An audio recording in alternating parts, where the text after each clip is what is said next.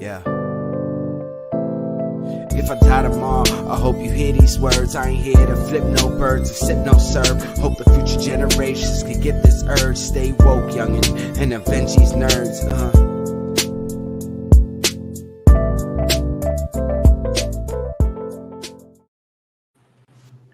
What's up, guys? I realize that you guys keep the same hats.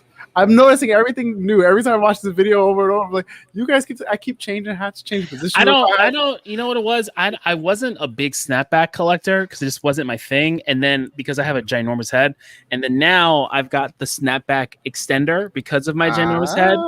So, I may be opening up to getting, new snapback. Okay. I know when I'm on the last one. See, you need this extender because then it's like it's struggling. It's like it's struggling to stay on there. So once Seabass finishes the logo, what are you guys size 8s for fitteds? For fitteds, I'm like an 8.5.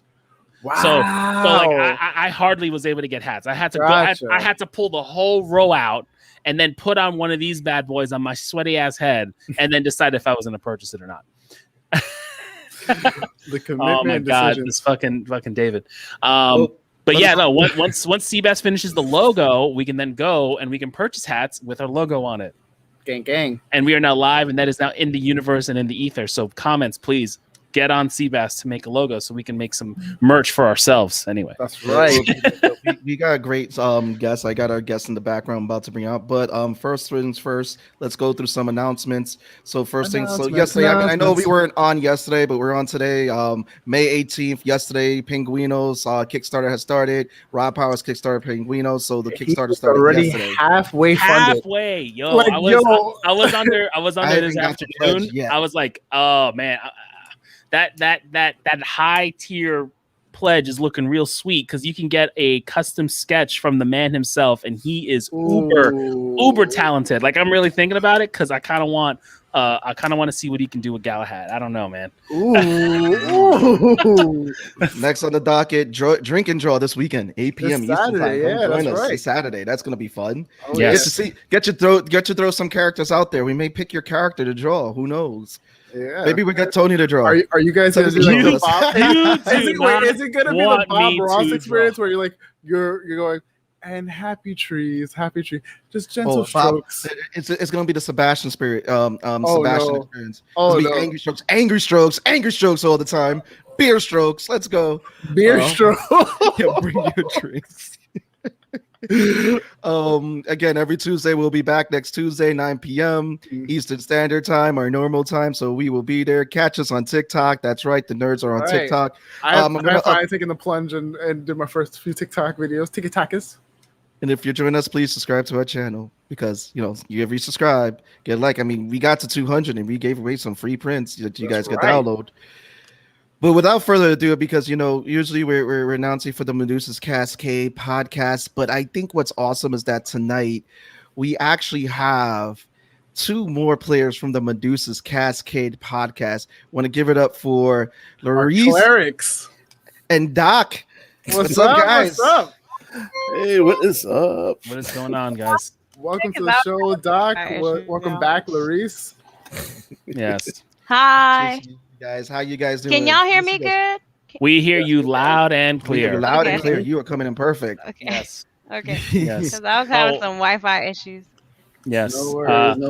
I also want to give a PSA really quick. As you can see, my layout has changed. If you notice, I have a crate here. It is a dog crate. It is a dog house because my dog, Pepper, decided to destroy some of the rug in our living room. And now we are crate training the 4-year-old. That is where we're at now. Yeah.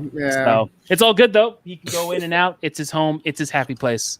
It's not a negative. I just didn't know if we were like, what the hell's that? Is that a dog cage? It is not. It is a crate. That is the vernacular we use. Crate. Okay. Now that that's out of the way. Yeah. Listen, I'm just happy I got to dog sit today, so that's about it. You did. So, you did.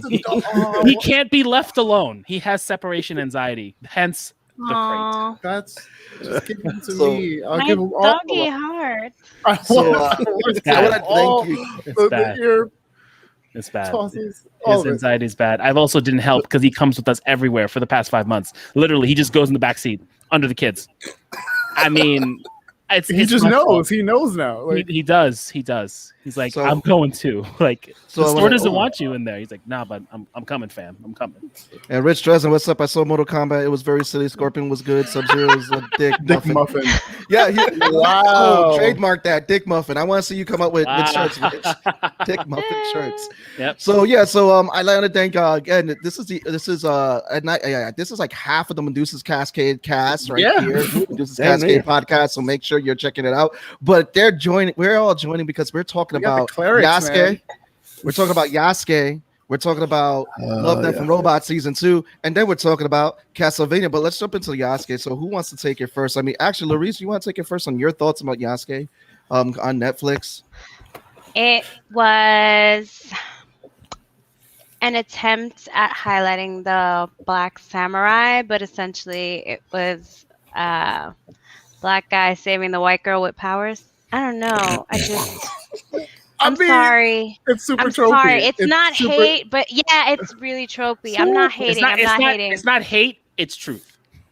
Yeah, and I just, I couldn't get past that feeling of they tried something. They tried to appease a certain demographic, and I don't know that enough effort was taken to highlight the Black Samurai aspect of it historically, storically. Like the storyline it wasn't as cohesive as I would have liked it to be, as thought out as I would have liked it to be. Doc. Yeah, no, I had agree. thoughts from jump. That's good. Dude, because I went into it the same way. I was like, oh, Yasuke. All right, so maybe this is going to be, the story that tells of the Black Samurai. Instead, in a lot of ways, I felt like this was almost trying to duplicate kind of like the feel of Afro Samurai in a lot of ways, and it fell flat on its face, if you ask me, because you have that historical build-up, so you're kind of on board for that, and then all of a sudden the magic stuff happens. It kind of goes off the rail, and you're like, if you had opened with this, if you had had me on jump with this, I would have never have been like, okay, this seems kind of silly. Like I'm still gonna watch it through, but it seemed kind of silly at that point. Exactly. The robot.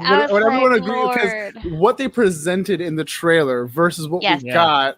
We're so different in context that it kind of threw all of us off. No, I felt like I saw the shit I saw in the trailer was like Lakeith Stanfield monologues and essentially what I saw in the first 2 episodes.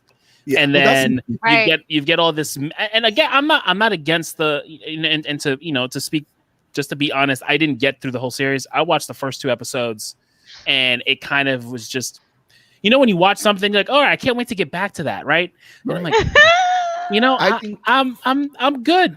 I don't know. I don't know what it is to say that you watched it. Yeah, I think it just kind of felt a little all over the place. I wanted. Again, you could probably get. It just felt, it felt a little lower with the mecha and the high powered. I was just like, what? Yeah, I wanted more explanation on that robot. I wanted its storyline. Where the fuck did this fucking robot come from? But I mean, I wanted to, because I think what happened was and I was talking with Mayhem earlier about this with Yasuke, and I get where people are saying, because I mean, I enjoyed it. It was cool, but the advertising for it, I think, is where they fucked up, because the advertising. What they did is that they advertised a historical animation when we were first getting it. It's like we got Black Ninja Scroll. That's what happened when you sit down and you watched it. Okay. But I enjoyed it for the Ninja Scroll. Where there's nothing wrong with that, but I was I wanted the Black Samurai story. If you gave that context to us beforehand, we would have been fine. We would have been like, oh, that's dope. We're into that. And I think that's what people wanted, because they advertise it. When you looked at the advertisement, it's like you're getting a historical anime about the first Black Samurai, but then we get into all this magical stuff and all that. I'm like, oh, okay, where are they going with this? And again, it wasn't that what they advertised. They completely shit the ball. Like if they had advertised that stuff in the advertisement, then maybe I think more people would have jumped on board about it too. But like, okay, they might as well. Yeah. I was also very disappointed at like the opening track, because like the opening like theme song just felt very I hated it. It just felt disjointed from like the like everything felt disjointed, but that felt the most disjointed. Where I was just like, that's never a good sign because usually anime opening tracks are like bops in their own version, and if it's not a bop, that's usually a way this is not. I was literally Lawrence. I was literally going to mention rule. That's his threshold. Is if the anime at the anime's opening and outro are good, then it's a good sign that he'll watch it. Like, Lawrence, I promise you, I was listening to that intro and I just felt like, ew, get this off of me. I had to skip an intro in an anime lover skipping an intro. That's like, I don't do that. Yeah. I was happy. Skipping intros. I was happy for that they had to skip because that was another thing. The intro just I just hit the skip. So, like, Doc, go ahead. Doc, jump in, Doc. Yeah, Doc. Oh yeah, no, I was gonna say like because like Netflix definitely helped with that part because I was like, oh yeah, no, definitely the skip intro, please. But you know, there was something I was going to bring up too, like what Reese brought up.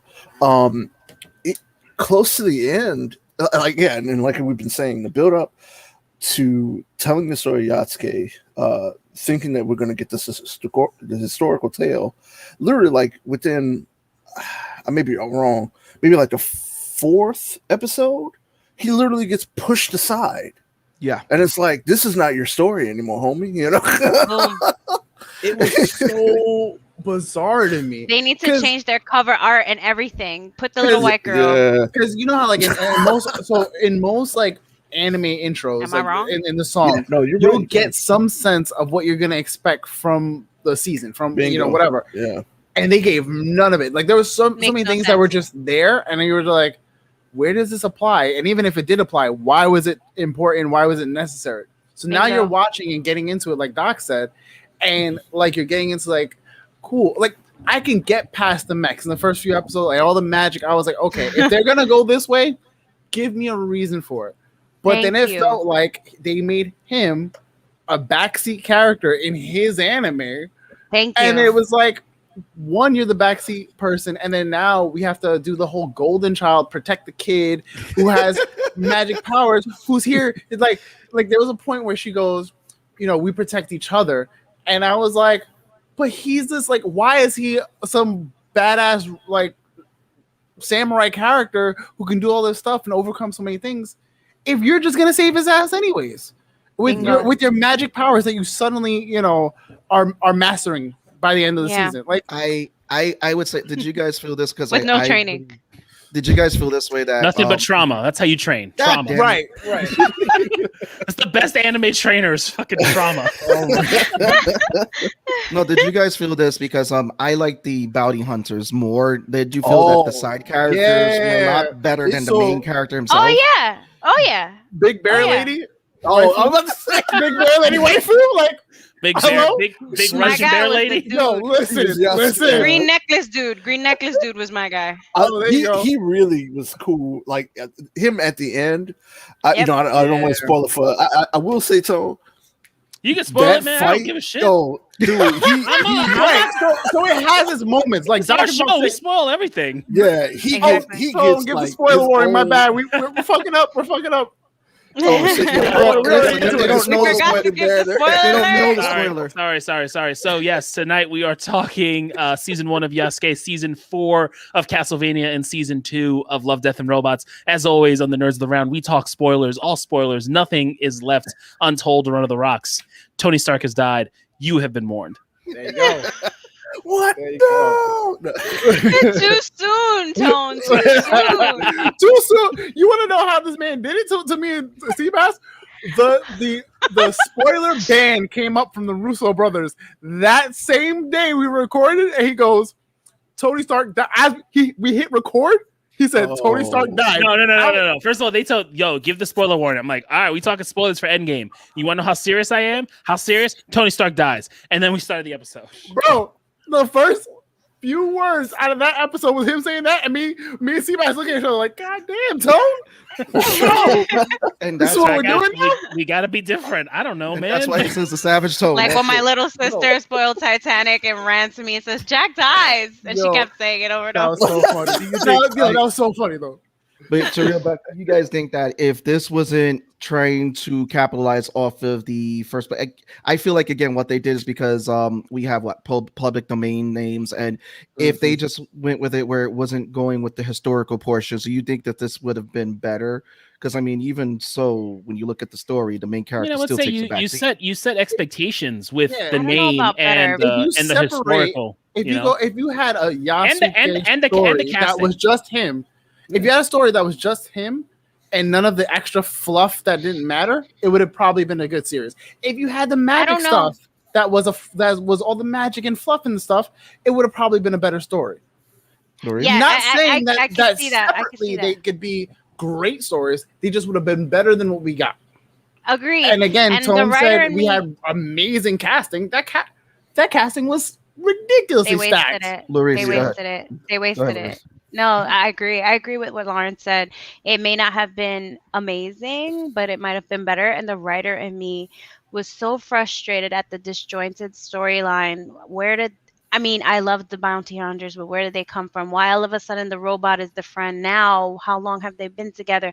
Why did the priest, was it the priest? Yeah, why did the priest die so quickly? His storyline seemed like a really good villain, and then they killed him mad fast. And that's not the buildup that I'm used to in anime. It's almost like they wanted to cram everything in and they forgot all about the storyline. And it felt like, this is what it felt like. The writer in me says they fired a few writers in between writing the story. And so it wasn't, that's how it felt. It very well could have been the case. See, I don't when he pulled out the golden knuckles, that's when I knew we had lost it. I was like, okay, yeah, no, Yeah. okay. I'm just on board now to finish this. I'm not Same. You've invested too much to not know what happened. I only watched it for today's show, to be honest, because I had seen one episode and I was like, this is not really my thing. But then I kept watching for today's show so I wouldn't have any spoilers. And I was like, yeah, No. I knew I was right. I was like, one show had to take the L, and that was Yasuke. I flew through Castlevania between yesterday and today, and I flew through 80% of Love, Death, and Robots because I was like, yeah. I know we're spoiling Castlevania later, but wait till I get off because I'm only in the middle of season 2. Ooh. Oh, goddamn. So we're gonna go. We're gonna do Love, Death, and Robots after this, and then we'll do Castlevania. Yeah. I will say this. I will say this. No spoilers. Castlevania season 2 has one of my best all-time favorite scenes, and like the penultimate episode. That's like cool. that is my season favorite fucking Okay, scene cool, in that series. I'll let you know. All right, cool. The only thing I'm going to say about Castlevania that's going to make everybody happy is that the fact that the first season was to sell it. That's what it did perfectly. Yeah. And No, it did a great job. Progressively better. Everything got better with time. Yes. But I have a question. Sure. Okay. I have a question for everybody. Okay. If Is you it had about a choice. Yasuke? Wait. Yeah, it's. Oh my this god! is Can we last finish question Yasuke, please? Yeah, we will finish Yasuke. Listen, I will Sean Acevedo you. Oh no! I'm 1/3 of this fucking operation. What are you talking about? We need to finish him off. He committed harakiri, so we gotta finish him off. So no. Roll If you for had a choice, intimidation, Seabass. if Roll you for had a intimidation. choice, I failed that intimidation check. So if you had to choose between these two Netflix anime that let us down, if you had to choose between watching Cannon Busters or Yasuke, which one are you watching? Cannon Busters. Cannon Bruh, Busters. Cannon Busters. And the reason why I say, I'm sorry. One The and reason one. why I say Go ahead. Cannon Busters is because if we're gonna go historical, go fucking historical. They did the mushroom trope, the mushroom explosion trope in like episode 3. I was like, what the hell is this shit? Like, I don't understand. Like, But Larice, I need Wait, the reason why I say Cannon Buster. Sorry, I'm so sorry. The reason why I say Cannon Busters is because Cannon Busters at least made me drawn into a character or two and want to know more. Like after Yasuke First of all, he said his African name, and the white man came and changed it, and he kept what the white man told him it was, which is probably historical. But it pissed me off. I was like, "What? Like this man can't even keep his name." There was a lot wrong. There was a lot wrong. Law, go ahead, Law. I know you're itching to say yours. So I have to say Yasuke, because Yasuke, for me, I was like, all right, like this is not what I expected. It's not great. But Cannon Busters, for me, felt like a dumpster fire from the jump. Like it was at least fun. I didn't enjoy it. I didn't enjoy it. Like for me, Cannon Busters felt like they tried way too many things. And this is we just talked about Yasuke trying the most. I'm not saying Cannon Busters literally just like tried the most, where it was like, we're gonna do fantasy, Cowboy Bebop, westerns, robots, mechs. We're gonna do Fooly Cooly. I was like, yo, what are you? Can we agree that they both were bad though? They were both bad, but you can't have me. So visually, I will watch Yasuke again. Like they have more moments that I can remember and be like, all right, that was actually kind of dope. Versus Cannon Busters, I'm like, please burn that out of my memory. But you know what? After the difference for me, another reason, after Cannon Busters, I want to understand more. After Yasuke, I don't care. For me, Cannon Busters, as soon as I finished it, I was like, never want to hear this show again. This was garbage. I was mad. I was angry. It was garbage. For Yasuke, I was like, okay, I watched that. It is what it is. What's up, Chaz? You know what I mean? Hey, not too bad. What's going on? So, Doc, what's your pick? All right, so I hate to give it a bad analogy here. Well, I say bad as in like y'all are not going to be happy with this one. All right, so you've literally asked me to tell you what smells better: 3-day-old unwashed underwear, or a pair of socks after a Zoom class. I mean, a Zumba class. Yeah, Zumba class. Oh no! Who hurt you, Doc? both of them. Dude. Yeah, I hate to say it. I am with. I'm weirdly with both Law and Luis because they both bring up the attitude. You gotta pick one. If I wanted to, okay. So wait, I'm saying which one I would watch again. Or like which one I think is just like if you have to pick one right there, one to watch again, watch again. Yeah, that's it. Damn it. Yeah, both. Which one has more potential for you? Which one do you think has more potential to grow? Okay, I believe Cannon Busters can improve itself because that's what I'm saying as far as the writing. Right.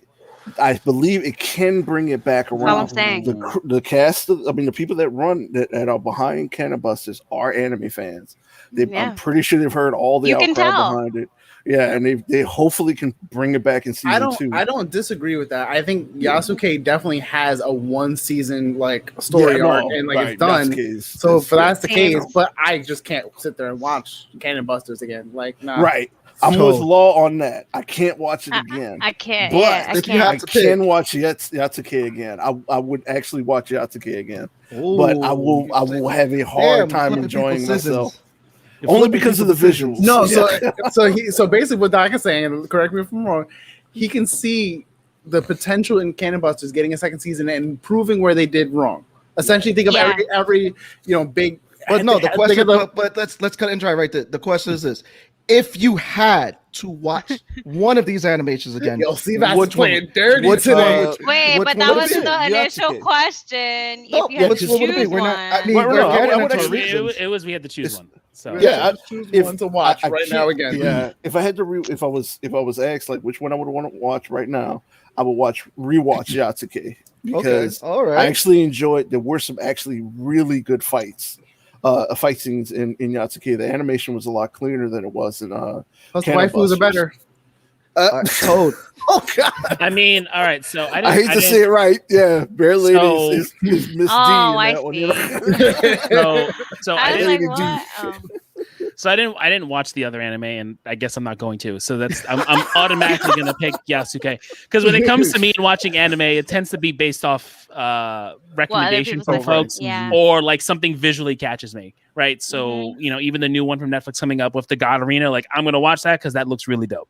But Seven Deadly Sins, Law kept telling me watch Seven Deadly Sins. I was like, oh yeah, I'm here for it. So I showed him an Escanor clip, and he was like, I'm in. I'm watching for him. I'm in. He's the whole reason to watch. But anyway, that's another episode, right? He's a whole vibe. I would choose Yasuke to watch again, or actually to finish watching, right? But I think to kind of dive into it, I think they could definitely explore it or treat the character as a living legend, because there isn't a lot of information about him. So just make an anime with him and going through Japan or going through whatever these lands are, and just like making his story above and beyond and creating your own mythology for Yasuke. I think, or Yasuke, I think that would be the route to go, than to have the white little girl savior or those other bullshit. Yeah. I just want to see him just kick ass. The first couple episodes that I watched, the animation, like Doc said, is clean. That episode when he goes up to when they go up to that castle and all those ninja dudes come out and they start talking mad shit because they're like, you can't call a black guy and a woman a samurai, and then he comes up and smokes all. I'm like, yeah, this is what I want to watch. I just want to watch that. Yeah. I don't need the mecha and the beast transformer lady and the animorph. I don't need any of that shit. Right. I just want to watch. Badly about my waifu, sir. Listen, you can go to Anime NYC. Put your fucking mask on and get yourself a fucking pillow. Like, wow, we going there. That's punch below the belt, sir. That's punch below the belt. It is. Oh, question. It's not a punch below the belt when I saw that shit happening in real time. What do you say, Larissa? I'm sorry. Was it? I just had a clarifying question because there was a point, a lot of points where I zoned out. At one point, he had this long full locks, right?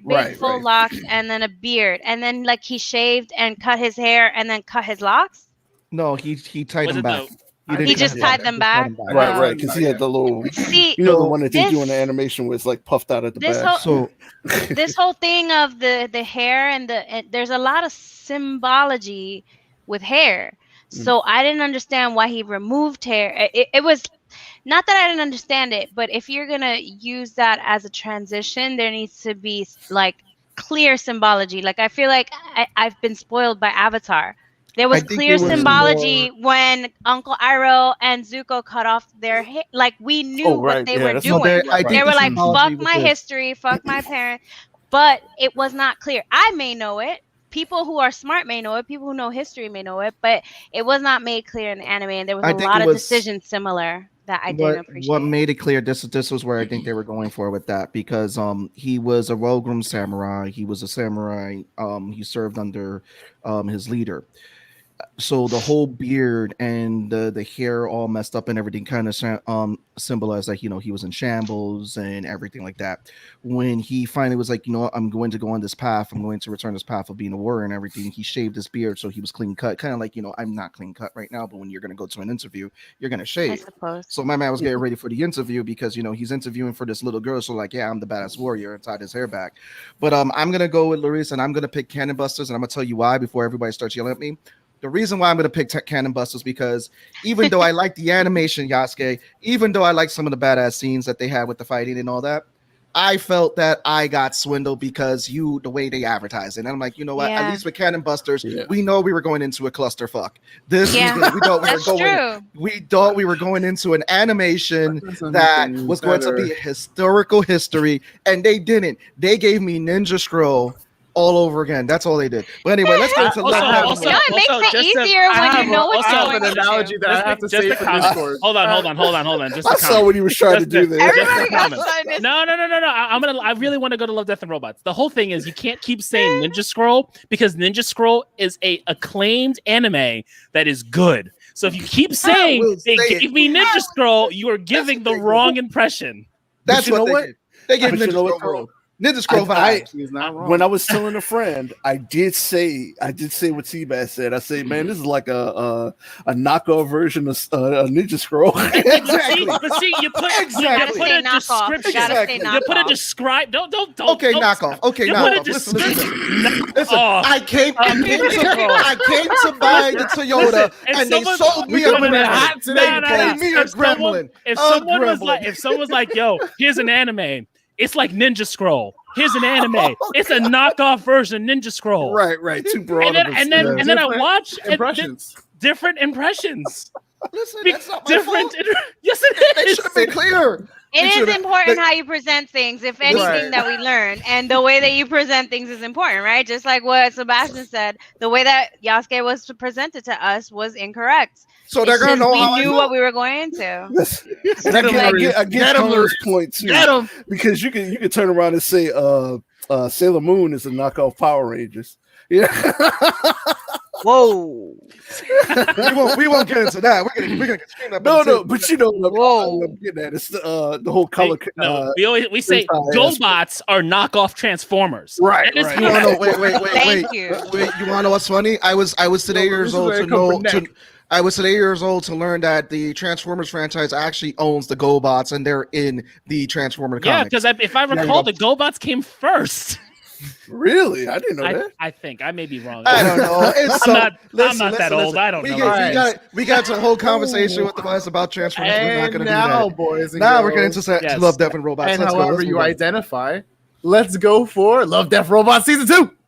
All right. Okay, are we going to go like episode 1 through 8? I would say overall feelings, or we're feelings. So we can talk about. We can do overall, and then we can go into like which episodes really did it for us. Well, Luis, how about that? I want to start with you, Luis. How did you feel about Love, Death, and Robots Season 2? Well, I was excited to see it. I was excited to see more of what I got from last year, and I think it hit the mark. You know, last year really wowed me. Last season really wowed me. This season satisfied me. I'm not gonna say any hate because I did enjoy it. It's just I think last season came in with a more powerful punch. This season I was like, yup, because I knew what to expect at that point. They opened it up really powerfully because you got the robot that's attacking. Or it was just like it met whatever expectation was there. That I think that's why it just met my expectation. Like it didn't exceed. It wasn't lower. It was just like, yep, this is what I expected, and I was satisfied with that. They opened it really nice with robots attacking humans. Very cliche, but they did it in a nice way. The one episode that kind of stuck out to me, and I started looking at these episodes as like pilot episodes, like which one would I want to continue the story, like which ones would I really want to see more of. And for some reason I didn't expect this after seeing all of them, but I kept thinking about the episode where they have a race to see the whales and then they run back and the guy's foot is not hurt anymore.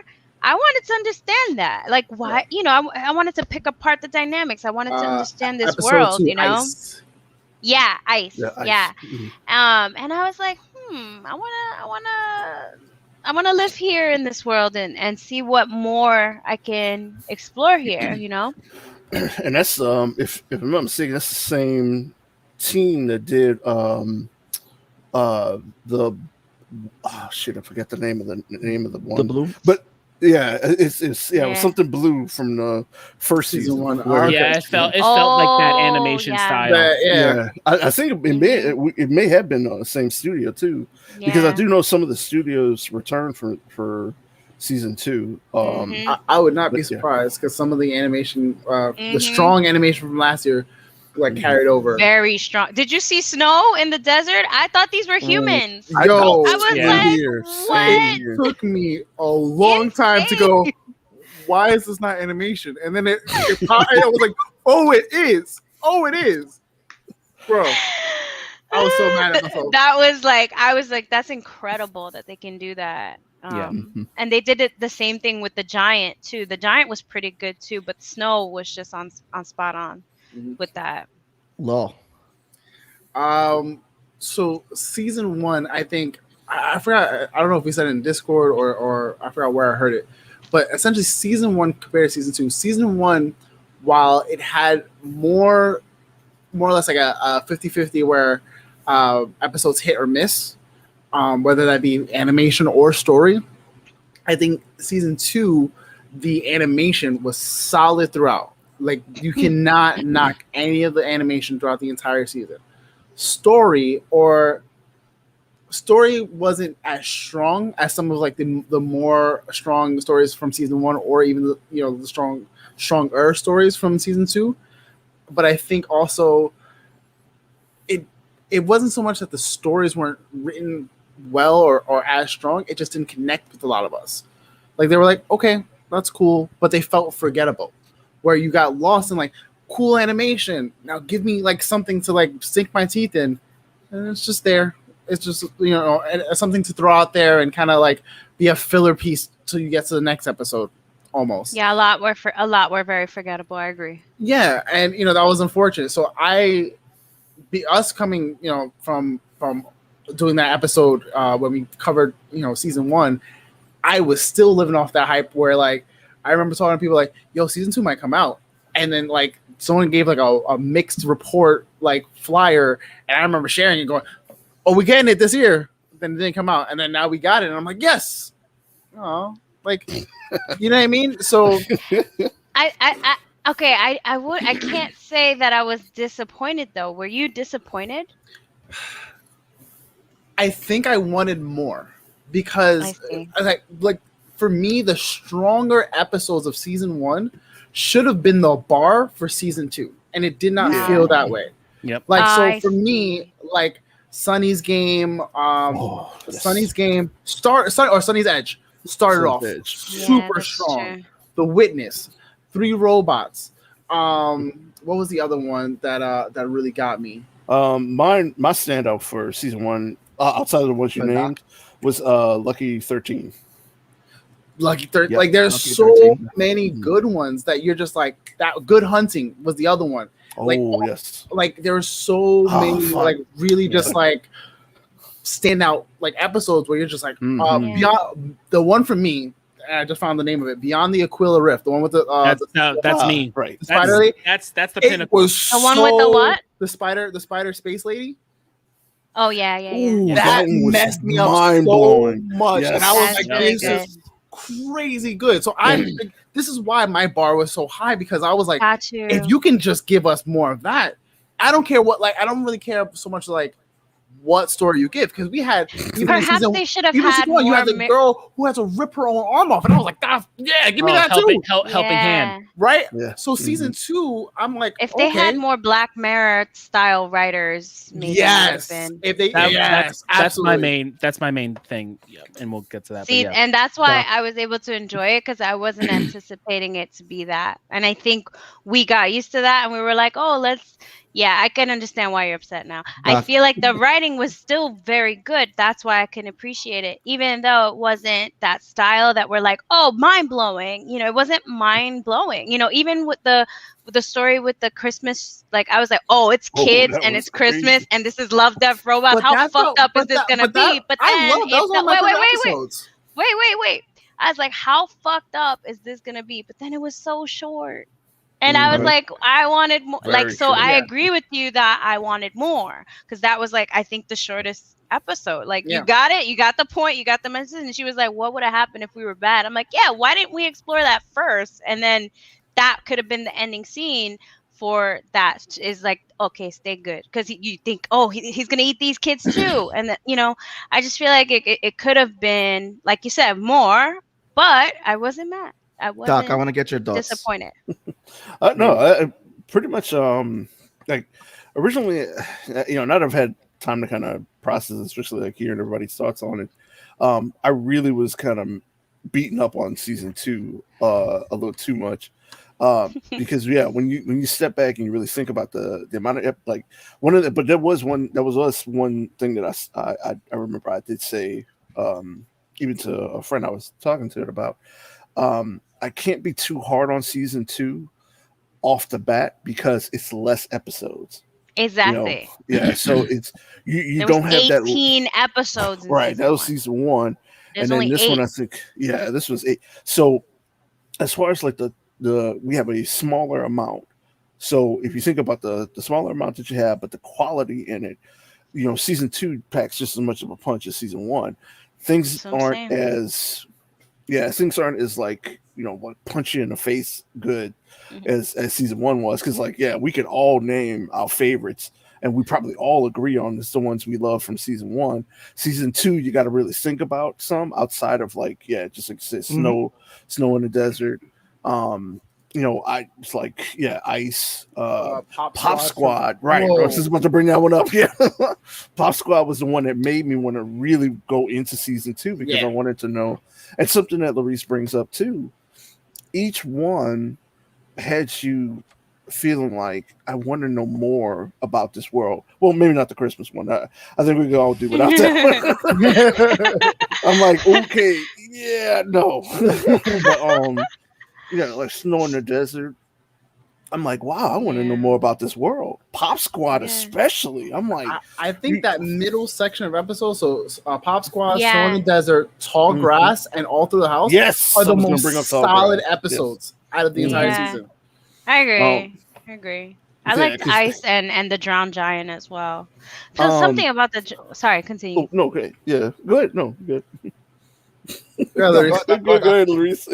I want to have, before you say anything about the Drowned Giant, which I was talking to someone earlier about it too. What was cool about the Drowned Giant was this, and I want to know if you caught this too, Larice, is how the giant represented like how people treat a beached whale when they find it on the beach, but they just replaced it as a human.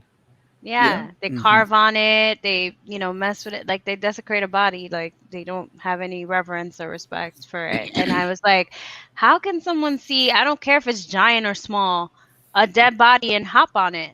It just weirded me out. But it was a very good writing style to have the voiceover, and it made me feel like this is something very deep and maybe something personal to someone who wrote it, even though it wasn't something that was at all possible in this world right now, but as we live in it. But it hit me. I was like, wow, this person is having this deep reflective experience to this thing where everybody else is desecrating it. And I resonated with that because I felt like, if there was something like that was such heavy weight, I would have that reverence, and I could see others not. You know what I mean? So I kind of liked it for that. Did you get the sense when he was narrating, it felt almost like a Hitchhiker's Guide to the Galaxy narration? Yeah, I felt like that. That's what was good. In a sense, like a third person, just like giving that perspective of this is how he feels and this is what he's going through, but also everyone else surrounded him. Yeah, I could see how you say that. Well, there was one I'd love to get everybody's thoughts on. Hold on, let me see. But before I want to get Tone's thoughts, because Tone's next. Okay, yeah, so and then we'll start picking our favorite episodes to get our thoughts on them. Tone, what's your thoughts about the season? All right. I was a little bit let down, and I would say because I'm comparing it to season 1. So standalone, if let's say season 2 came out first, and then I watched it as is, I'd be like, all right, cool, this is dope. I'm here for it. It's weird. It's got its stories. Like Larice says, I want to know more. I'm kind of invest in some of these stories and kind of hoping we get little anthology series about them built in the world. But what I loved about season 1 was that there seemed to always be some sort of consequence, some sort of shoe drop that made me just, I'm here for it. Real super like hard science fiction-y shoe drop, something weird to get you entangled. And what I felt was missing from this season was that those things just didn't happen. I thought like the one with the tall grass, I thought the entire concept of the tall grass was really cool. Guy goes off the train, takes a smoke, doesn't listen to the conductor, goes in tall grass, sees these ghoul things, runs away, escapes, and then the guy's like, don't tell anyone, don't believe this. In my head, I'm thinking, all right, where's the shoe drop? Is he going to be having this escapist vision that he escaped while he's being devoured and becoming one of these things to make you think like, oh shit, he should have just listened and stayed. Or, again, the Black Mirror writer you wanted yeah, in that episode. I did. I wanted the black, and even the ice one. I thought the ice one was really the ice one was really cool with the whole with the whales and the whole thing, and everyone's being modded. I kind of wish there was a little bit more about what that was. But I didn't understand if there was anything there because it felt like the brother faked his injury. The younger brother faked his injury to make his older brother feel powerful in a sense. And I'm here for it, but maybe just because I'm used to season 1, I thought someone was gonna die. That's kind of what I was waiting for. But comparing it to, if these are the same creators who did Blue wasn't. It was a kind of a full circle sort of story. So I kind of understand where they did that, what they did here, and the other one, Zima Blue, yeah. Oh, yes. I didn't know that was the same. That did not look like the same. Well, the animation style is the same. Yeah, the animation stuff looked the same. We don't Blue know. Blue was freaking amazing. Now that I'm remembering it. Yeah, Zima Blue was fucking amazing. Zima Blue was very visually cool. very jarring. So that was kind of my main gripe. But there were some that I really liked. I love the one with the Pop Squad. I thought it was really cool when you find out that they're killing kids because all these people are wanting to live longer. And I thought the shoe twist was gonna be when you find out what's in the cocktail that lady got. Mm-hmm. Like I thought there was going to be a twist in there to be like why they're killing all of the offspring and what making them live. But my twist for that was when she was like, well, not twist, but like understand or like peak moment when she was like, kill me instead, it'll make room. I was like, oh, this is legit. Like they literally have a certain amount of people that can live, and she's like, let this girl live, and she'll.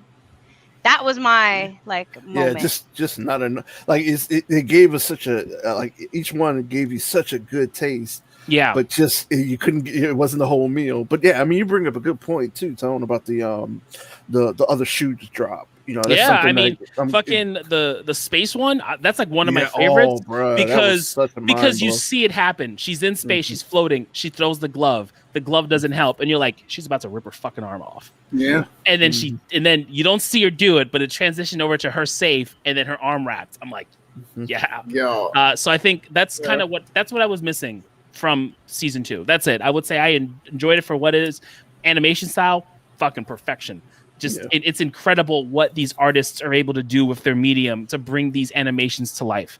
But I would say I have to compare it to season 1 because that's what we got first, and that's where it fell off for me. But potentially season 3, we may get some more of those Black Mirror writers, or maybe that's just not what they're doing, and I need to change my expectation. I think I got spoiled with season 1 and all of those shoe drops. They were just there. I think what happened with this season was that the first season, even when they first advertised it, it was so in your face, like even with the advertisement and the song title. Where this one, it was a little bit for me. I felt that they should have flipped the last one because I think it did open well this season. But I think the closing with the episode with the giant, which I kind of respect more, understanding what the giant represents now.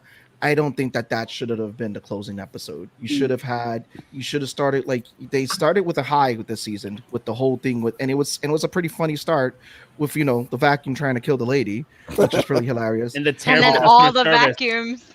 I think they should have ended it with what was the one on the desert? Ice or snow in the desert. Oh, snow in the desert. Yeah, they should have ended it with that one because that one, I can honestly say if that was the last one of the season, the last episode, I would have been happy because I feel like you had this great moment and like even the one with the kids was pretty dope. I like that, and like we were talking about I expect like some gore and everything. I mean that was what I was expecting, but I kind of like that they didn't. It was innocent in that sense, and it kind of gave you that sense of dread too. Like, what if I was bad? Like, oh shit, what does he do? It's like it makes you think and it leaves the imagination. But I just think it ended weak with the one in the giant. Like I would have respected if that was the middle, whereas like we had all these great episodes. Leave that in the middle to kind of be like your intermission, tell your story, and then you go and you end in with the. I guess I'm the outlier you have levels of intensity, and you can kind of have a. I hear you, moment of pause and come down. I don't know. I hear you, but I guess like I'm the outlier here. There was a moment. I feel like the drowned giant was just like such a symbolic way to end it. Oh yeah, and I mean, because I think it ended the way it's supposed to. Yeah, but I think Love, Death, and Robots also it caters to so many different tastes. right? So like we're all, whether you're the outlier or we have our there's something in it for everybody, which I really enjoy about the anthology series. So we all enjoy it in our own ways, and as we always watch something, I want a little bit more of this or a little of that. But I'm not gonna say it sucked because I want season 3. Right, I want season 3. It's confirmed we are getting a season 3. Yeah, and I'm excited for it because the Love, Death, and Robots series has showcased what they can do with animation. The fact that you have an animation with Michael B. Jordan and you're questioning, like, is that actually Michael B. Jordan in there? Is that him? Wait, it is? Yeah, and yes, because I was looking and I was like, it looked like him. It looked like him, but then it doesn't look like him. I think it's the same. Did Lucky 13? Because like, so Yeah, I'm pretty sure. I'm pretty sure with Lucky 13, like that was the one episode that we were just like, there's no way that this is animation because it was too good to be animated. But then we see in season 2 we get 2 of those kind of episodes because Snow in the Desert starts where I don't care who you are, you question for at least the first couple like scenes and you're like, is this still animation? And I even looked at his nipple hair when he was in the tent and I was like, how? But here's the thing. I was looking at his nipple hair. Like how does this look like a real white man's nipples like laying in the tent with the hair? The hair was like red. Listen, you gotta stop looking at the raw pepperoni. The pores in the face. The pores. You could see their pores in their faces. Yeah. Listen, what are we doing? I can't. I was analyzing it. I was analyzing it. There was so much. There was so much. We get the man nipple hair. What's up? That's the bar of entry if this is real life or CGI. You see his nipples? Like I'm there never were gonna unsee the bumps on top of the bumps, like.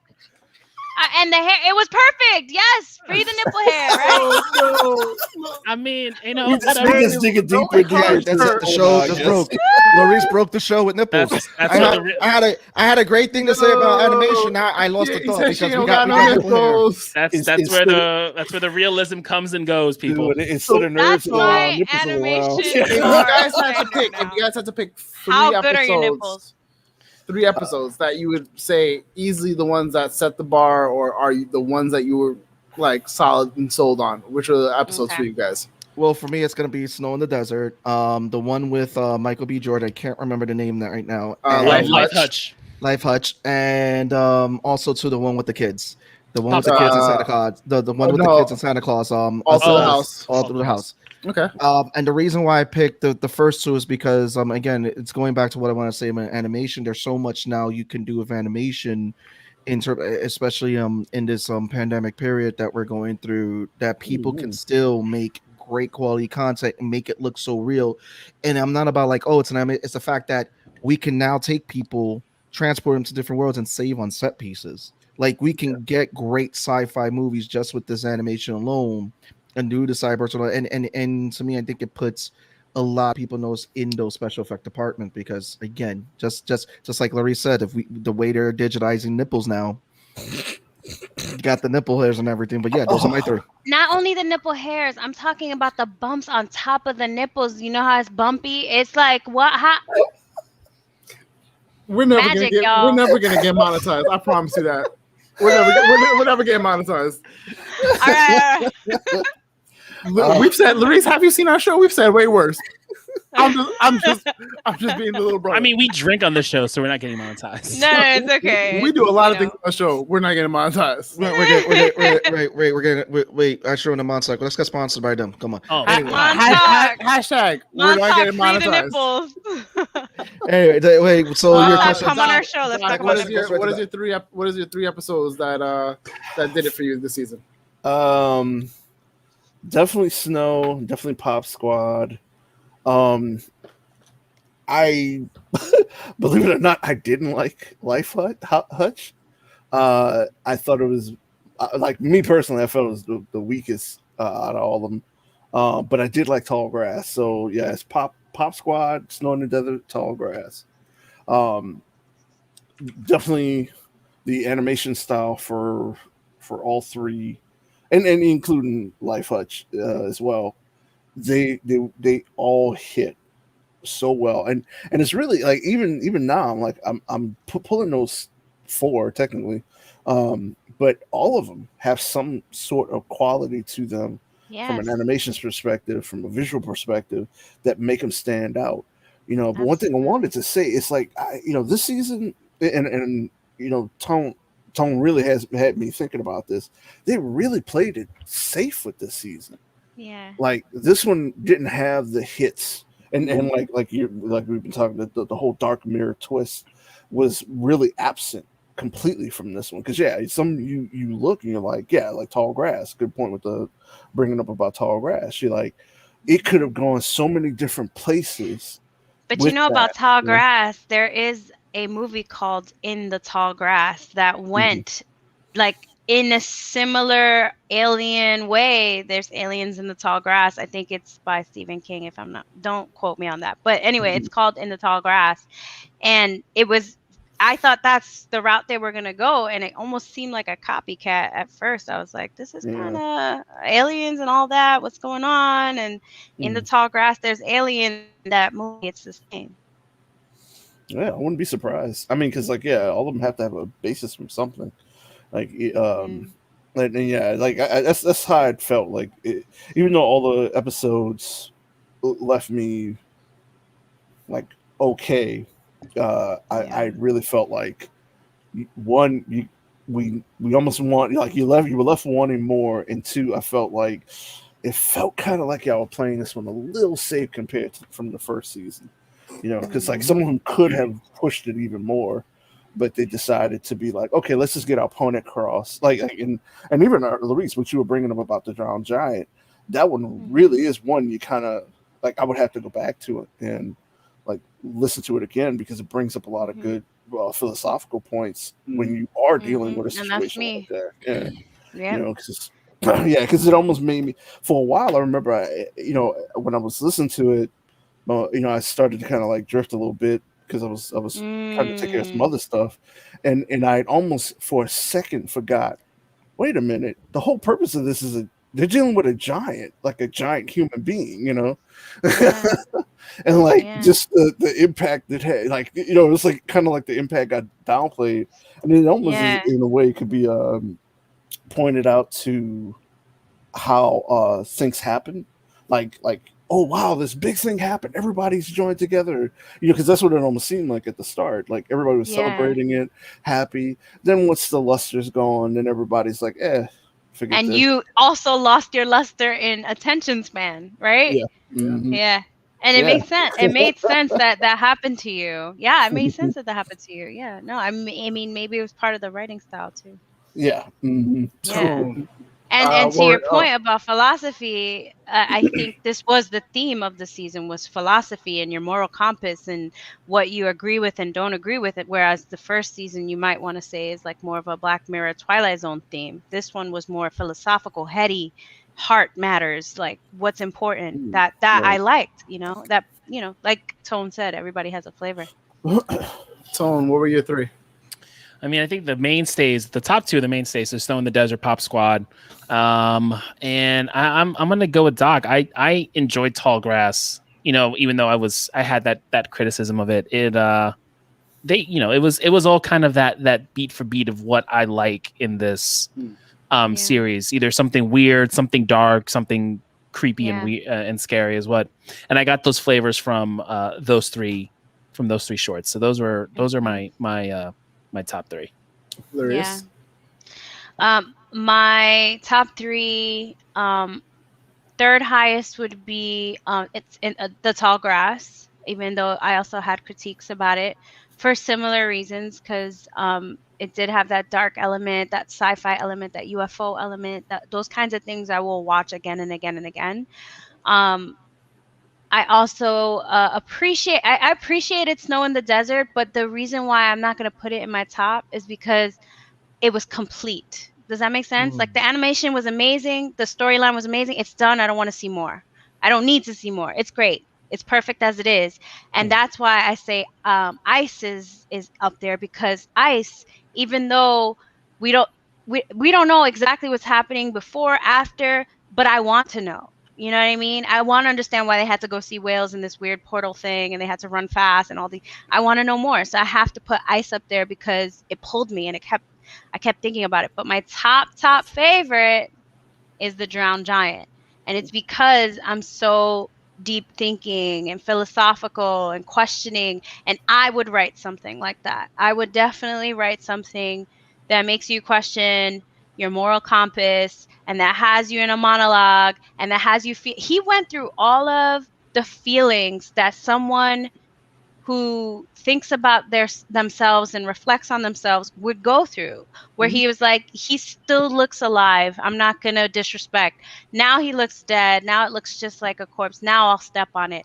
You know what, I respect it and feel better now that I'm seeing just the bones. He almost looks mighty, and I'm like, wow, the thoughts that he's having in his head about this giant and the process of his decomposition was super deep, and I just enjoyed it for that, you know. So all of that said, In the Tall Grass, Ice, and the Drowned Giant.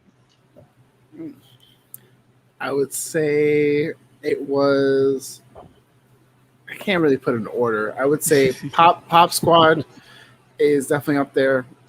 Story wise, animation, you kind of it to some degree felt tropey. Like, and I knew the trope. I knew the beats that the story was going to go for, but they still managed to do it really well and execute really well. Yeah. Snow in the Desert animation blew me away. Like we've been saying, Amazing. The story did not disappoint at all. Like I was like not expecting a lot of that. It was perfect. It was. And while I want to say Tallgrass, I feel like Tallgrass is my honorable mention. All Through the House really did it for me. Like All Through the House was such a fun, fun little short. I do wish they expanded on it a little bit, like give us a little bit more, just to be like to show like that, you know, what could have went wrong if you were a bad kid. You know what I mean? But like, I'll take what I can get, because the big kid in me was like super happy about that. You think when he turned on the fireplace that he farted to turn it on? Oh, that's what I think. I would love for or that did to be the case. I hope so. I hope so. Oh man! So now we're getting to that next section, because Love, Death, and Robots. You could obviously we loved it. We had our favorites, but we're now going to talk about the creme de la creme. This list. We're sorry. This is where we depart. This sister, I love you. I had so much fun with you guys. I can be. No problem. Larice, stop playing and release more dreams. That's so funny that you say Dreamcatchers. Okay, first of all, my Instagram is Larice, but it's L0RISSE. I've been making sun catchers actually, but it's funny that he said dream catchers, because that's the next step. That's actually in my lineage. I'm Chippewa Native American. My brother and I are Chippewa Native American, and our tribe is the tribe that created dream catchers. So I'm gonna step into that. So thank you for that little plug. I do sun catchers, gonna do dream catchers, and now you won't catch me next time. There was something I wanted to pick your brain a bit with this one, because you got me thinking now. Almost each episode of season 2 almost seems to represent something in particular. Ice could be family, because it is a story about brothers. Pop Squad is about longevity, life, because it's children. Snow in the Desert is, I guess, that one also could be life too, but like I guess making good choices. And that too, because it's like when he brought up a part about immortality, it was like look what happens when somebody lives so long. It's like I outlived my partner, right, and now he's got that loneliness. All Through the House, your moral compass, stay good. Like what? Yeah, right. More, and that childhood innocence. I don't know what they Tall all Grass had that. hit up though. Like Tall Grass is the one Life Hutch is definitely fear. I definitely fear and survival. And survival. Survival. They were very human stories, and they were very different from season 1. And I think there is a level of disappointment that is absolutely valid if it comes. But because I didn't have that standard as you guys had it, I suppose. I was so satisfied with the perfect stories that we got. No, it's still a great season. There are still great shows. We still highly recommend it. I guess it's like, trying to stack it up with season 1 versus season 2. It's just that I think season 1 was just in your face. And like I said, it started with the advertisement. And I guess it's like what people have to understand too is that the advertisement we got for season 2, it was calmer. So there was a different tone already. Like there's already a different, pun tone right there. Look at it. There was a different tone that was already set for love tones turn to the camera. Huh? Doc, you were gonna say something else? Oh no, I was gonna.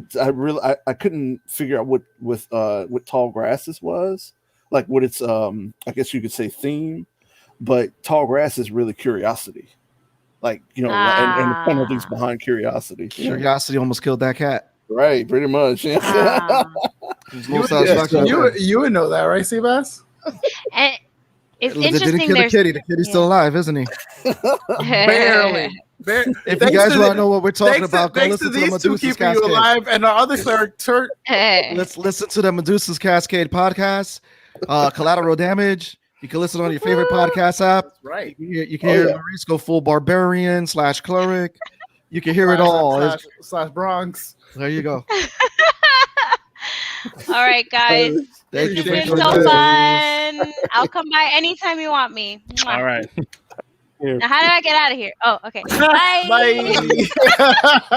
So now we are on Castlevania. Wow. And you're reason Maurice up because again she hasn't seen Castlevania. We didn't want to caught up yet. her. So we are on Castlevania season 4, and we enjoyed the fuck out of this season. So I gotta say one thing. After watching this, after watching this fucking show,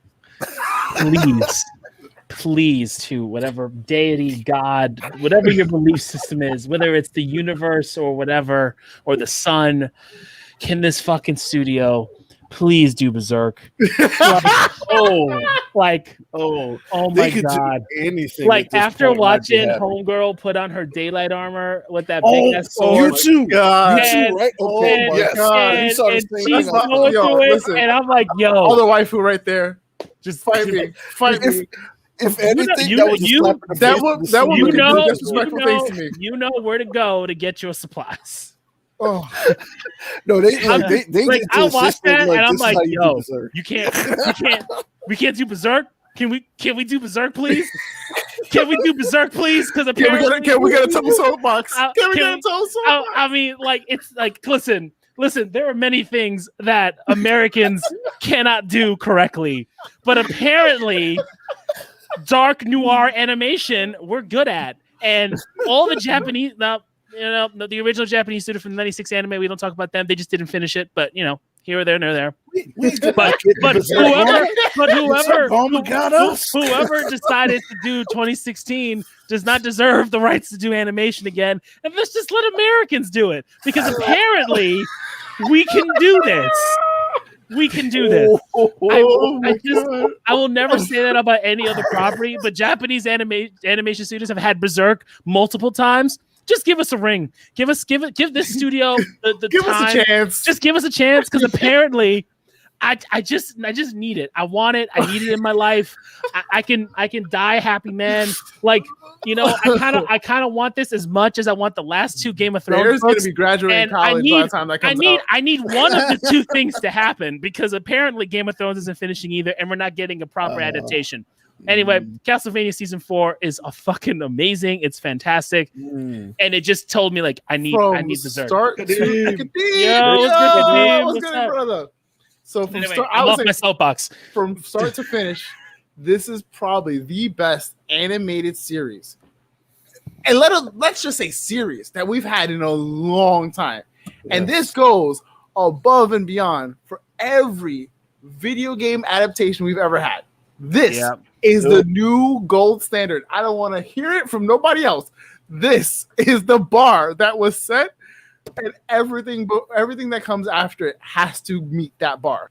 Yep. All I gotta say is this. Go ahead, Doc. Go ahead, and then I want to add my 2 cents. No, I was gonna say every day that I get on Twitter, I'm seeing another post from either an animator or from somebody that points out things like, oh yeah, all the voice actors are, people of color, or like the people showing off the work that they did in the show, and seeing the responses of so many people that are like, you did that part, bro, that's like my favorite scene. Like you see like just so much love in this property. Oh man, Powerhouse Animation Studios. Yes, do Berserk. Do it. Please, for drop the love of God. If you like do you see this man's face? He's been on this for 3 years now. I've been on this for 3 years, and it will continue. I will continue to be on this. Look, if you like Castlevania and you like the gore and the recklessness that we got from this show, you will fall in love with Berserk. I guarantee it. I guarantee it. It's sad. It's gory. It's awesome. Yeah. But so anyway, this shit's amazing. It's a second law. Like, so I want to add in my 2 cents for this series, because first of all, the first season we were like left with wanting more. Wait, hold up, we got Dave here. Holy crap, the nerds around are satisfied. We are satisfied individuals. Oh, such dirt, Dave. There's very few things that we're all like, oh my god. Look, we're gonna bring you on here. We're gonna call the Dave Power. Seabass, question to you. After watching those first 4 episodes, like all those years ago, did you anticipate what we would be getting this season? No, and that's why I want to cover it. No. That's why I want to cover it. No, because the first 4 episodes. Wait. Yeah, let me go. So yeah, I'm sorry. Good. I need another one. No, I mean the first 4 episodes was kind of like the studio was testing. They were feeling out. We're going to throw these 4 episodes out here. We're going to tease you guys a little bit.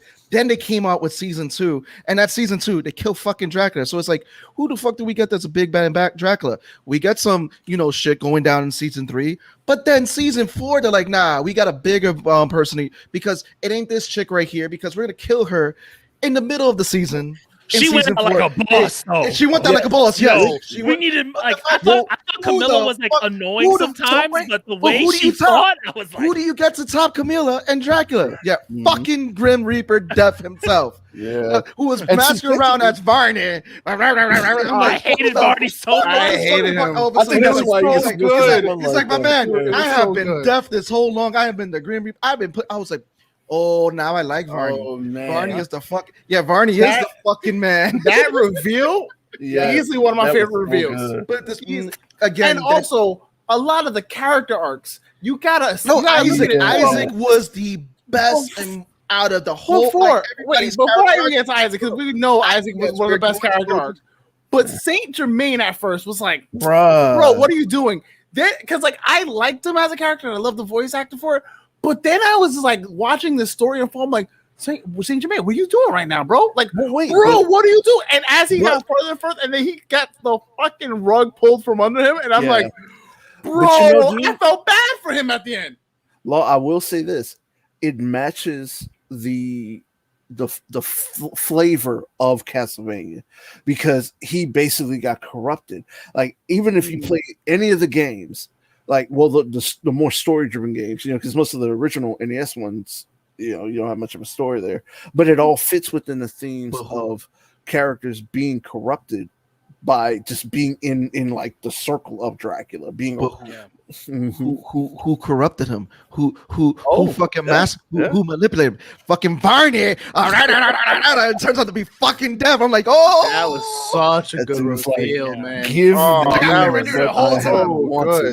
It was a really solid reveal. Because what they do in this series is literally drop nuggets from early on. They just sprinkle. And it's not like they're sprinkling for no damn reason. They're literally like, I'm going to drop something in season 1 or 2 that's going to come back later, and you guys are going to see why it's so big. Because literally, you see Saint Germain in like season 2 or 3, and he plays like a fucking this much of a character. You're like, all right, he's a cool, vagabond kind of, he feels like the John Constantine. Like he's like running through the Rolodex of what he can do for you. He's like, I'm your local bard, your alchemist. I could do all this stuff. I love how he's just like trying to pick out titles of things. Like, what are the top 3 titles that will be attractive to this person? Right. So like now you have him where, like in this season, you felt bad. You saw the heartbreak. You saw what he's going through. You're like, but don't do it like this. Don't do it like this. And he was like, nah, I am committed. So I was like, you know what? Let's see it. Let's see it out. I'm here for it. Let me see your story play through. And it didn't. And I was like, bro. Then just to have the girl just look and then leave. I was tight for him. Yeah. Well, he did have a moment of redemption at the very end because he saved Belmont at the very end. Yeah. And I was like, oh. We gotta go through that. We gotta go through the beat by beat because we're gonna jump around all over the place. I know. And we're already an hour and 14 into the show. So like I know we want to get to our points. I've got like certain highlights. For me, it's just highlights because like we can talk about the story and maybe we can do like a Castlevania recap or something. Like I would be down to rewatch the series again because it was so good. So good. It was just like yes, you can. Yes, absolutely. Yes, absolutely. You can. I never played like the nuggets you get from the game. Like add to it, but they're not super intense. So like some of the moves that Alucard does, literally ripped from Symphony of the Night. Some of the things that Dracula does in season 2, you see him do in the video games where it's really dope. You're like, oh, I remember that. Like that move that Alucard does where he's zipping through the red shadow. That's a move he does when you get the Alucard sword. It's a really cool move he does. But it's just elevated. It's just super elevated. Or his sword how many floating. of y'all got hype when you saw the shield? Oh, the shield is dope. Dude, when I saw the shield, I was like, I was just hyped to see all of them get back together. Like as soon as I saw the mirror and I was looking into Dracula's castle, I was like, "Let's go, let's do it." Yo, when the squad links back up, when Alucard's about back to the wall, and then Cypher blows the fire, and then you see Trevor just. I'm like, and then they do like the Avengers money shot. All three of them are in there on your left. Yo, oh man, I'm here for this. Low-key, one of my favorite parts. There's like the funnier moments for me are just seeing Alucard go, oh my god, I'm becoming Belmont. That and then when Homegirl kept calling him out on stuff and being like, I saw you smile with the kids, and he's just like, I don't know what you're talking about. Thanks for co-signing my idea. That was my idea. No. It was mine. I just let you know. I love their dynamic. When she did that, I was like, y'all are officially married. Yo, right? This needs to be confirmed. Just need somebody to witness it. You know what's nice though, because like Alucard needed a break because clearly after season 2 he was just really in the gutter, and then he gets betrayed by these two people he brings up as proteges, and then he's just going through it. And then for him to finally have some people. Although it was like I don't know if you guys had the same feeling. I was watching season 3 and I did in season 4. I'm like, yo. Can the squad get back together, please? Yes, this was done on purpose. Alucard needs a hug. Somebody hug this man.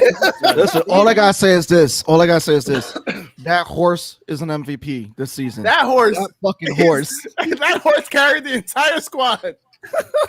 I love how he's even at the end he got his own spot. You know, he's like I recognize that fucking horse. And this is no, I love how Cypher's like, whose horse is that? I don't know. You got to get your shit together, man. So can we talk about? So we have from the very beginning, like the first episode, it's opening up where you just see like Cypher and Trevor are just like fighting, and they're tired. You can tell, like they're just like we're running on fumes right now, but they're still fighting, and it's to the point where I'm like, yo, they're gonna die. They're like I was like, they're gonna get to a point that they're gonna have their backs to the wall, and somebody's gonna die. I was fully 100% committed to like someone dying. So that's why when Trevor died, I was okay. Because I was just like, all right, let's set it up. It gave me the Tony Stark. Listen, you can kind of finally get your rest, kid. I wouldn't have been mad at it, you know. But yeah, I mean, fights throughout the entire season were man. Fucking good. Like you've got like everyone had their moments, right? So like you got the big fight scenes where we had your waifu, right? Like when she puts on that armor. She's like, I got to get my daylight armor on. I'm like, word? My heart. And she's swinging this big ass nightmare sword around and like murking all these farmers because clearly these guys are just red shirts at this point. Yeah. They're like, food for the fodder, slaughtering pigs. That's really good. Unfortunately. But just seeing the animation of her just mowing through these guys, I was like, yo, what? But you why? know what, I wanted more of the of them. Like we got their story and we got like what they were feeling, because you got a lot of that in season 3, because they had to really build that dynamic of the sisters, right, to kind of feel for what's going on. But for her to finally get her moment, because she's the biggest warrior of the group, it was a really cool, dedicated moment. But I felt I wish we got more of Camilla, because we got her as the strategist, but I did not know how good she was in combat, and the way they did it. Yeah. It was scary how she fought. Like the way she fought that night, the night demon, and like just split second, and then the arms cut off. Split second again, torsos everywhere. And then I'm like, yo, she could have ran the whole goddamn world doing that. It was like go ahead, Doc, because you asked a bunch of stuff to talk about. Yeah, no, the general was also I had to give him props too. When after she has that fight, when she used the sun armor, and she's in the tent and talking to I forgot the character's name, and she's bringing up the fact that the people that she just like had to cut down were just like farmers, So they kind of that told me right then and there, like, okay, we're nearing the end of their arc, because like as characters they're kind of like that was the feeling that I got from their half of it, because they were the big bads in season 3, and we were, I started to feel like, okay, well, they're winding them down, the more and more that you had those one-on-one. Striga, I always forget how to say her name. Striga, and the woman, her boo was Morana. Okay, yeah, because like they yeah, her especially, yeah, because I mean the way she was like, I live for battle. I'm the battlefield is where my home is, and they realized like, there are no, they kind of burnt out like that, because that was the theme. It seemed like everyone was nearing the end, everybody was getting burnt out, everyone was kind of at their wits' end, and then you have that undertone of the B plot, as you would say, of the revival of Dracula, and then when everybody realizes what's about to go down, that's when everybody gets together, and then who do we, just like Seabass brought up, is like motherfucking Death appears, and like, I've been playing all of y'all, and then they all just go down. And I gotta say, what I loved about like Trevor fighting the Death, it felt like an animated boss fight. Like he really gave the vibe of a boss fight. Like, you get him and you see it, because like, the Alucard Dracula fight in season 2 like wasn't, I don't think it was like really all that up to be, because Dracula at that point was beyond himself. Right. My favorite part from that fight is literally when Trevor punched him in the face and he goes, "Oh, you must be the Belmont." That's literally my takeaway from that fight. It's like, oh, you're the one dumb enough to throw a punch at me. To throw a punch at me. But like the way they did it, the way they had Trevor looking out at Death and Death just taunting him, it feels like if you've played Castlevania, that's usually how it goes with these big boss fights. Belmont or Alucard goes up, and then you've got like the dialogue, or like you got the square dialogues going up and down, and them talking shit to each other, and then the fight happens, and they did it so well. I felt like I was watching a game or watching a cutscene. There wasn't too much flash, there wasn't too much like craziness. It was just a solid fight of Trevor against the struggle of Death, and then realizing the item he picked up a couple levels ago. Oh, okay, this is about when we're going to use it. Yes. And like I was like, yo, like how I wish we saw this in other things, because it was like perfection. The show itself was it's a great way to teach those in the art of storytelling, because of how, first of all, how the story progressed, how it progressed in this world, how you saw the things change, and it also everyone had completed arcs. Yeah, and even Dracula at the very end had a completed arc. And it was like they were teasing all that stuff. Got what he wanted, but it's like he got what he wanted. When him and the wife were like, "Yeah, we're not going to tell Alucard." I was like, "Oh snap!" They were like, "Let's give him a few years because he deserves it. He deserves Alucard's been through so much. They're like, we're not going to ruin him even further by letting him know that we're alive." But I dare to add this is because look how they ended Dracula's arc. Dracula, when they first started the show, he was played off as also as being a victim of how he was treated by people because of the way they treated the woman he loved. Right. It ended with him being, it ended with him uniting with the woman he loved, paying his penance in hell with her, coming back and and it was a different version of him. He realized the madness that he went through. It was like, I have my love back, and they're together and everything. So it was like, again, the arcs that they did for these characters, each and every one throughout the whole series, was just phenomenal. And it was great writing. I can see why Tone wants them to do Berserk, because they were doing fucking justice. From the main trio to the sisters to because like Hector even the sisters, and to Isaac, like Hector too, man. But it's like even so, it's like the main sister, she had to die, and her sisters were realizing that, because it's like her ambitions, and her sister asked her, was like, when are you going to be happy? Like, are you ever going to be happy? It was like she gave her answer. It was like, no, she's going to continue to make it.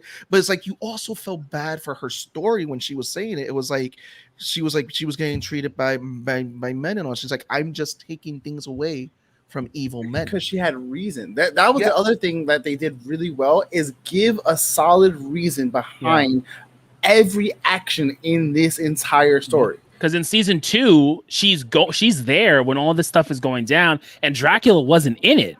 She saw Dracula at his lowest, and she's thinking, this is Dracula, this is the dude, and him and all his other male generals are just bullshitting around. So it made sense for her to go down the route she did. So I have a question for you guys. So because we're getting rumors of, or getting talks of spin-offs, who would you guys like to see a spin-off series from Castlevania? Who would you like to see get a spin-off series? I'm a big fan of Symphony of the Night, so I need more Alucard. Yeah. Chris? Damn, that's so many characters. Actually, yeah, I wouldn't mind. It depends on when would the spin-off take place? Do we know? I mean, this is Castlevania 3, if I believe. This is Castlevania 3, so we've got. We're gonna pick the characters who we got in the show. I'm wondering if we would get a show, because they did say they would continue doing it if we get something with Richter, because he's also a mainstay character in the Castlevania series. But yeah, I'm here for whatever, man. Doc, I need more. It actually was a loose thread in the story, but I would like to know what Isaac is going to do. Because he was like, I'm not going to worry about the whole revive Dracula thing. I'm going to go do my own thing. It's like, oh, cool. What is that thing, sir? I mean, like even your own creations were questioning his own creations were questioning. Yeah. I mean, I thought that was a great segue into building up what his actions were going to be after everything was settled with Camilla. But literally, we didn't get. That's the only loose thread out of the entire thing that didn't get settled. We were just told he's at peace. Yeah. Did anyone think that his reaction towards Hector was going to be the reaction that we got? I feel I'm kind of glad they did that reaction, because I feel like the whole revenge thing, he outgrew it, especially with how Doc says he's talking to his own creations. I felt like that was a great thing of seeing, because again, Isaac in the very beginning was a very devout to Dracula. When Dracula died, he was very devout on his vengeance. But then it was everything he went through with actually sitting down talking to the captain on that ship, with the night terrors that he had with him. I think it's the ability to focus inward. Yeah, and then also too when he fought that wizard in season 3 and took out that wizard, and we even saw in this season he's kind of talking to the statue of the wizard, and he's reflecting on himself. And when he was talking to the night terror, says, "Here, take a fruit." And he's like, that whole thing again. I think, and I would love to see Isaac get a spin-off show, and where does Isaac go after that? Him and Hector. Yeah. Honestly, I don't have a specific one. They can give me anything at this point, and I'd be like, yep, I'm okay with it. Also, can we talk about Cypher?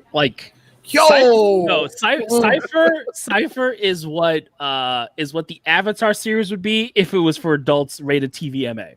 Yeah, because the way she is using the elements, I'm like, this is just She was like, could you just imagine? ass, man. Like brutal how she was burning that. Like, dude, I was like, wow, she is like, oh, with the glass too. Everything. She's doing everything. She's doing the Azula fire flying thing. I'm like, but you notice the progression in these seasons of her character because of how long she's traveling with Trevor, and seeing Trevor go from like this, like, I don't care, to like, all right, I want to give a shit. Like, I'm going to start getting rubbed off on each other. Exactly. She wasn't bubbly eyed like she was before. No, to the world. Because she's cursing. When she cursed, I was like, she had a Captain America moment. It was great dialogue, great everything. So I mean, Castlevania was just the creme de la creme of an animation, and it was glad we're getting to. Thank you so much. I gotta put this one out here, guys, because I know I'm gonna get positive returns on this one. What if they do a Castlevania Generations series with their kid around the kid, and we start to go, because who knows? Do we technically know who the kid is? I mean, I don't think this is. No, we just know that Trevor doesn't like the name that she was going to give him. Yeah, because they never hinted. I was like, I wonder if it's Richter. You know, from what I remember, right? That was dope. House Belmont completely destroyed, or were they able to like excavate it? Well, no, it wasn't destroyed, because you see the villagers in the library and they're rebuilding the top. They were downstairs in the. I thought that was. Well, no, they were doing library. No. They showed both. They showed both. Oh, they did show both. You're right. Right. Okay. And so they showed the Belmont. If that's the case, if they could show the Belmont hold and show him growing up as a Belmont, that would be insane. And the thing is that they're building a whole town around it, around the castle, around the Belmont hold, and they're like, we're gonna call it the town Belmont. So if they do something where it's like like Doc says, generations down the line, it'll be dope. I would be Richter. We'll probably get Richter or Maria. We get all those characters from there, and then also Doc, because I know you play the games. I, for some reason, kept thinking that Isaac was gonna turn into Shaft. Just like because Shaft is like the dark priest from and I kept thinking like, is that how they're gonna do it, or they were gonna do it differently? I thought Shaft was gonna be the priest in the first series, because when you started to do that angle, I was like, oh, I wonder if that is. Then when we got season 3, I was like, the judge kind of had that feel, but I was like, no, they've already established them, but because see, Shaft could come in later, like that could be in the follow up seat if they do another episode. Because to me, it's like, you can't call it season 5. This would have to be a new start, right? They're doing, yeah. So because like, I mean, I definitely think everybody would be excited for it, but it's just how you would handle it. Like, where do you take place in that story? Because Alucard can just be there. We already know he's gonna live for as long as somebody. I would argue you don't even put their kid in it as a kid. You put their kid in it as a father already. So maybe Trevor is like on his way out the door. Maybe like he's like a grandfather at this point. He's too old, but he's still running things. And then you have whoever Trevor's kid. Now he's a father. Like he's about to like train the next Belmont. Well, if you guys have any more questions for us who's watching this out there, please shoot us those questions, because again, you can see we can talk about this all day, but it is that hour, because we went over that hour. We want to make sure we jump in it, because there's definitely more, and if you guys want to see us go deep dive into more Castlevania, please let us know, because we would do a whole episode just dedicated to that. We would do a whole season 1 to 4. Yeah, I will rewatch seasons 1 through 4. We would have Doc back. Wait, hold up. He's like, I hate to make it real, but Sebastian, you've been through a lot recently, and it's great to see you smile and have a chance at a good time. Thank you, brother. Thank you. Again, thank you, Dave. And by the way, Tony, I have to say, I got a real Dale Gribble vibe going tonight. Wow. Thank you, brother. Again, thank you to all the people who show love and everything. But again, I want to thank you guys again for tuning in to another great episode of Nerds and Around. It's been your host, Sebastian. It's your boy, Law. Anybody, Tone from across the hall. Let's roll that beautiful music. Ready? Peace.